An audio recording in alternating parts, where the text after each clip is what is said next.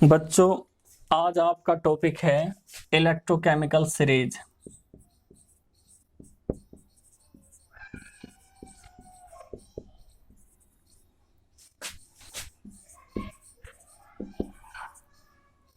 इससे पहले वीडियो में हमने बताया था कि जो स्टैंडर्ड हाइड्रोजन इलेक्ट्रोड होता है बच्चों, उसकी हेल्प से स्टैंडर्ड हाइड्रोजन इलेक्ट्रोड की हेल्प से हमने बहुत सारी मेटल्स थी जिनकी स्टैंडर्ड रिडक्शन पोटेंशियल कैलकुलेट किया था। ठीक है बच्चों, और कैलकुलेट करने के बाद एक प्रकार से एक सीरीज में अरेंज करना शुरू कर दिया। किस तरीके से? लिथियम, फिर पोटेशियम, इस तरीके से बेरियम, कैल्शियम। भाई जिसकी वैल्यू जितनी ज्यादा नेगेटिव थी, क्योंकि सारी वैल्यू कैसी थी? स्टैंडर्ड रिडक्शन पोटेंशियल था, तो वैल्यू कैसी आया रही थी इनकी? नेगेटिव। जिसकी वैल्यू ज्यादा नेगेटिव है, सबसे ज्यादा नेगेटिव, इसका मतलब वो सबसे ज्यादा रिएक्टिव है। कैल्शियम के बाद फिर क्या है बच्चों? Sodium, magnesium, aluminium, manganese, zinc.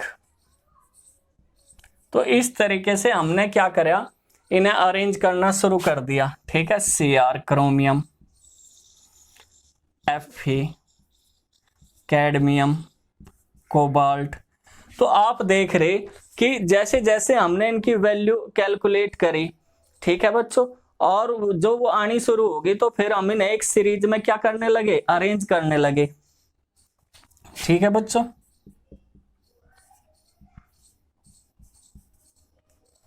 ये इस तरीके से हैं। ये इंक्रीजिंग ऑर्डर में है रिडक्शन पोटेंशियल के।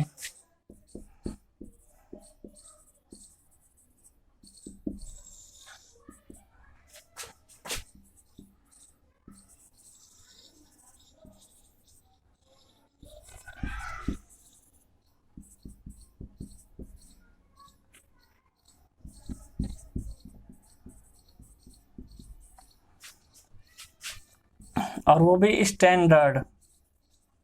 ठीक है बच्चों, स्टैंडर्ड पोटेंशियल के इंक्रीजिंग ऑर्डर में है ये। हाइड्रोजन, इसके बाद कॉपर, इसके बाद सिल्वर, इसके बाद मरकरी, गोल्ड, इस तरीके से बहुत सारी हैं।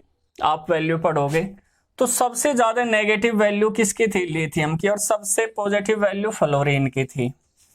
यानी सबसे जो रिडक्शन होता है वो फ्लोरीन का, और सबसे कम रिडक्शन लिथियम का। तो इस तरीके से आप देख रहे हैं, हमने नेक्स्ट सीरीज में अरेंज कर दिया। Lithium, potassium, barium, calcium, sodium, magnesium, aluminium. इस तरीके से हमने नेक्स्ट सीरीज में क्या किया बच्चों? अरेंज किया। और ये जो इंक्रीजिंग ऑर्डर था, ये इंक्रीजिंग ऑर्डर कहीं का था बच्चों? ये इंक्रीजिंग ऑर्डर था स्टैंडर्ड रिडक्शन पोटेंशियल में। बार बार कह रहा है ये स्टैंडर्ड रिडक्शन पोटेंशियल, यानी जो इस सारी के सारी जो हमें वैल्यू मिली वो रिडक्शन फॉर्म की थी। जैसे अगर हम देखें Zn की, तो ये इनकी रिडक्शन वैल्यू मिली हमें, तो कैसी है इसकी? -0.76 वोल्ट। ठीक, जैसे हम इसे लिख दें कॉपर को +0.34 वोल्ट, जैसे हम लिख दें Cr को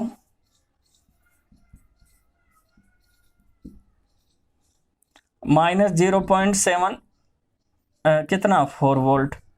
ठीक, इसी तरीके से लिखते जा, हम किसी को भी लिख लो, जैसे सिल्वर ही है। तो ये सारी के सारी जो हमें वैल्यू मिली बच्चों, वो कैसी फॉर्म में थी? वो रिडक्शन फॉर्म में थी।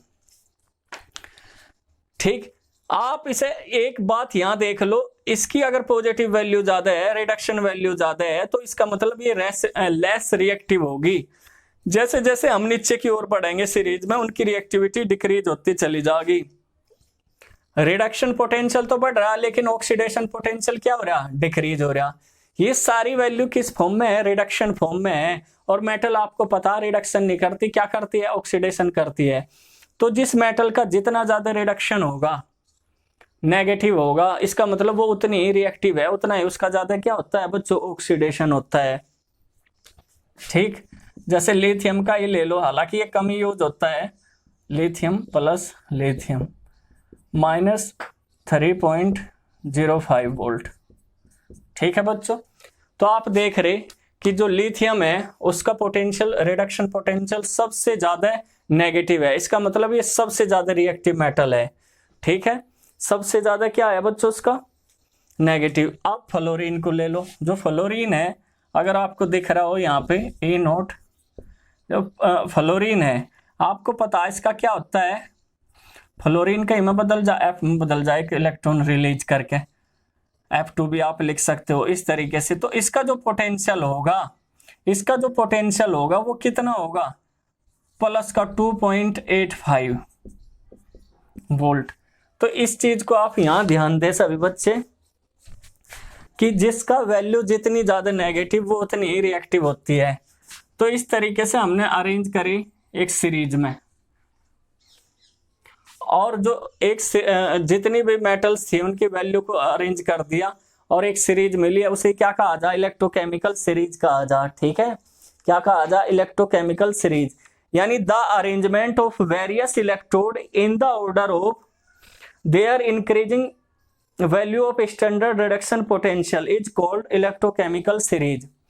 हम बार बार कह रहे हैं कि हमने मेटल्स को उनके स्टैंडर्ड रिडक्शन पोटेंशियल में क्या करा, अरेंज कर दिया और एक सीरीज हमें मिली, उसे क्या कहा जाए, इलेक्ट्रोकेमिकल सीरीज। तो पता चल गया बच्चों, इस तरीके से अरेंज करा। और ये हमने किसकी मदद से करा, हाइड्रोजन की। ठीक, क्योंकि हमने आपको कल इससे पहले वीडियो में दिखाया था कि किस तरीके से आप सिंगल इलेक्ट्रोड की वैल्यू पता कर सकते हो, क्योंकि हाइड्रोजन का जो स्टैंडर्ड रिडक्शन पोटेंशियल था बच्चों कितना था, 0। तो इस तरीके से एक हमें सीरीज मिली। अब एप्लीकेशन देख लो,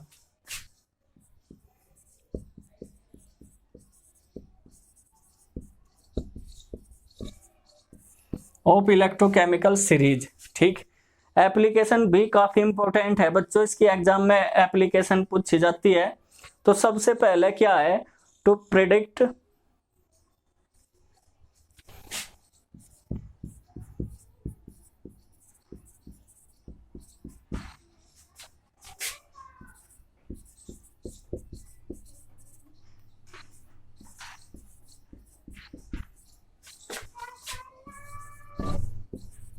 can displace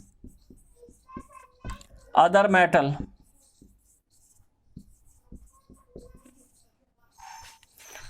तो इसमें हम प्रेडिक्ट करेंगे बच्चों कि किस तरीके से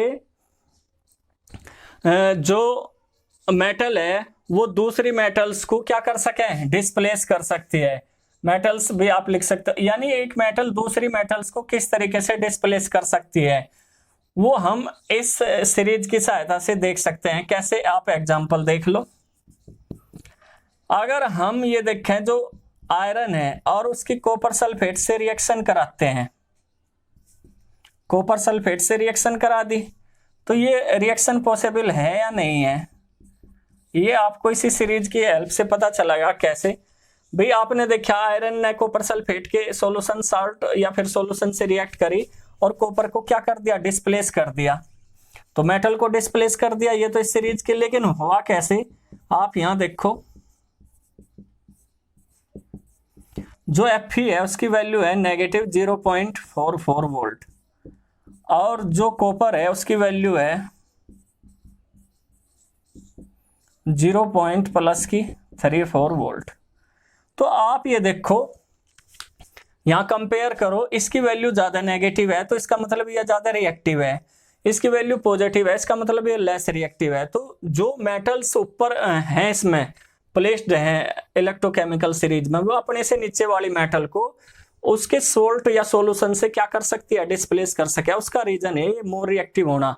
और आपको पता दुनिया का नियम है कि जो मोर रिएक्टिव होता है वो लेस रिएक्टिव को उसके सोल्ट या सॉल्यूशन से डिस्प्लेस कर दे। लेस रिएक्टिव नहीं कर पाने का ऐसा। अगर हम यहाँ पे क्या ले ले बच्चों, सिल्वर ले ले, सिल्वर ले ले,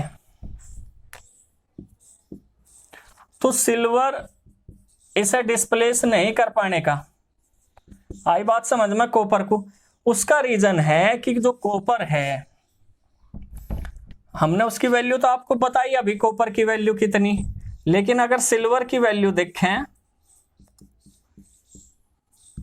प्लस 0.80 वोल्ट, ठीक। और कॉपर की वैल्यू अभी अभी हमने आपको बताई प्लस 0.34 वोल्ट, ठीक। तो आप ये देखो ज्यादा पॉजिटिव किसकी, सिल्वर की, यानी लेस रिएक्टिव है। सिल्वर कॉपर के मुकाबले ज्यादा लेस रिएक्टिव है। तो ये जब इसके मुकाबले कमजोर एलिमेंट है तो इसके सोल्ट या सॉल्यूशन से इसे कॉपर को कैसे डिस्प्लेस कर देगा, बिल्कुल नहीं कर सकता। तो ये रिएक्शन पॉसिबल नहीं है। सभी बच्चे इसका स्क्रीनशॉट ले लें, नोट कर लें, ऐसे ही एग्जांपल दे। इसी तरीके से आप ये देखोगे कि जो हाइड्रोजन से ऊपर प्लेस्ड है मेटल्स, हाइड्रोजन से ऊपर प्लेस्ड हैं, जैसे लिथियम, सोडियम, पोटेशियम, ये सारे ये क्या कर सके, हाइड्रोजन के सॉल्यूशन से हाइड्रोजन को भी डिस्प्लेस कर सकते हैं। अगर हम इसी में ए पॉइंट करके देखें तो जो हाइड्रोजन से ऊपर प्लेस्ड मेटल्स होगी वो हाइड्रोजन के सॉल्यूशन से हाइड्रोजन को क्या कर सकें, डिस्प्लेस। कैसे, यहां देखो, जैसे आप जिंक ले लो, जो जिंक है वो H2SO4 से क्या कर सके, हाइड्रोजन को डिस्प्लेस कर सकती है, जिंक सल्फेट प्लस H2।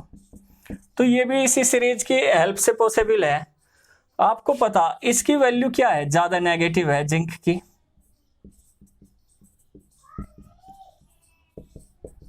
जबकि हाइड्रोजन की कितनी है, 0 है। तो हाइड्रोजन का जब स्टैंडर्ड रिडक्शन पोटेंशियल 0 है तो ये क्या है, मोर रिएक्टिव या, और मोर रिएक्टिव ने लेस रिएक्टिव को क्या कर दिया, डिस्प्लेस कर दिया। तो ये भी आप नोट कर लो कि जो हाइड्रोजन से ऊपर प्लेस्ड है इलेक्ट्रोकेमिकल सीरीज में, तो वो क्या कर सके, हाइड्रोजन को उसके सॉल्यूशन से क्या कर सके बच्चों, डिस्प्लेस कर सकते हैं। तो सभी बच्चे इस पॉइंट को नोट कर लें।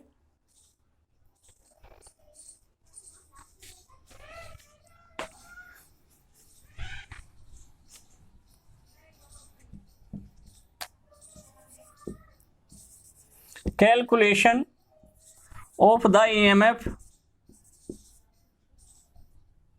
EMF ऑफ द सेल, ठीक है बच्चों। किसी भी सेल का हम EMF कैलकुलेट कर सकते हैं। इसके लिए हमने EMF पिछले उसमें पढ़ा है हमने, इलेक्ट्रोमोटिव फोर्स होता है और उसे निकालने का हमने आपको फॉर्मूला भी बताया था, E note cell is equal to E note cathode minus E note anode. ये फॉर्मूला हमने बताया था आपको। तो इस सीरीज की हेल्प से हम कैसे कैलकुलेट कर सकें, यहां देख लो। अगर आपको एक सेल दे दिया ये Cu2 प्लस सिल्वर, आपको पता ये एनोड होता है और ये कैथोड होता है। तो कॉपर की वैल्यू अभी अभी हमने आपको बताई थी, क्या है, कॉपर की वैल्यू कितनी है, 0.34 वोल्ट। और सिल्वर की वैल्यू ये कहां से पता चल रही है हमें, ये पता चल रही इसी सीरीज से। ये वैल्यू आपको रिटर्न ही नहीं, एग्जाम में गिवन होंगे आपको। तो ये वैल्यू हम कहां से देख पा रहे बच्चों, ये वैल्यू हम देख पा रहे इलेक्ट्रोकेमिकल सीरीज से ही। कहां से देख पा रहे बच्चों, इलेक्ट्रोकेमिकल सीरीज से ही। तो हम इसमें जब रखेंगे E नोट सेल निकालने के लिए, तो कैथोड क्या है इसमें, कैथोड है इसमें सिल्वर की वैल्यू कितनी 0.80 माइनस कॉपर की कितनी 0.34। तो इस तरीके से आप इसकी वैल्यू कैलकुलेट कर दोगे या नहीं, बताओ बच्चों, कैलकुलेट कर दोगे या नहीं कर दोगे। तो 0.0 में से जब आप इसे घटा के लिखोगे तो कितना रह गया, बताओ बच्चों 6, और ये कितना आ गया 7 में से गया 4, तो 0.46 वोल्ट आ गया, नहीं आ गया। तो इस तरीके से आप देख लो। और ये वैल्यू कैसी आई, पॉजिटिव। ये नेक्स्ट पॉइंट इसी से रिलेटेड है, जो थर्ड पॉइंट है, थर्ड पॉइंट इसका जो है वो फैसिबिलिटी, वो आप एक पॉइंट हो रहा है रिएक्शन फैसिबिलिटी।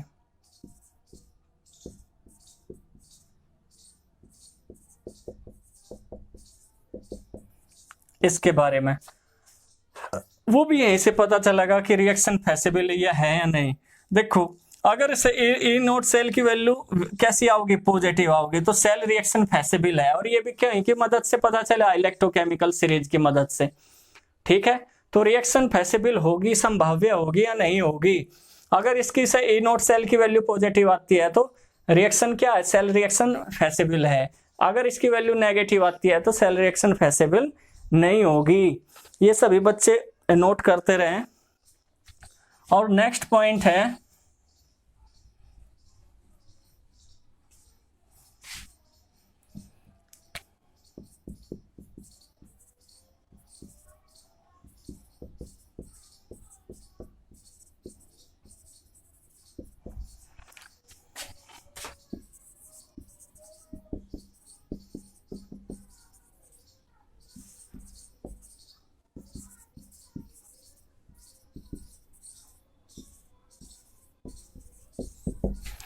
जो रिलेटिव स्ट्रेंथ है ऑक्सीडाइजिंग और रिड्यूसिंग एजेंट की, वो भी हम यही कंपेयर कर सकें। जैसे हम बार बार बता रहे हैं, जैसे सी आर ही है, सी आर आपने इसकी स्टैंडर्ड वैल्यू देख ली, नोट सी आर -0.74 वोल्ट है, ठीक। या फिर आप देख लो कॉपर,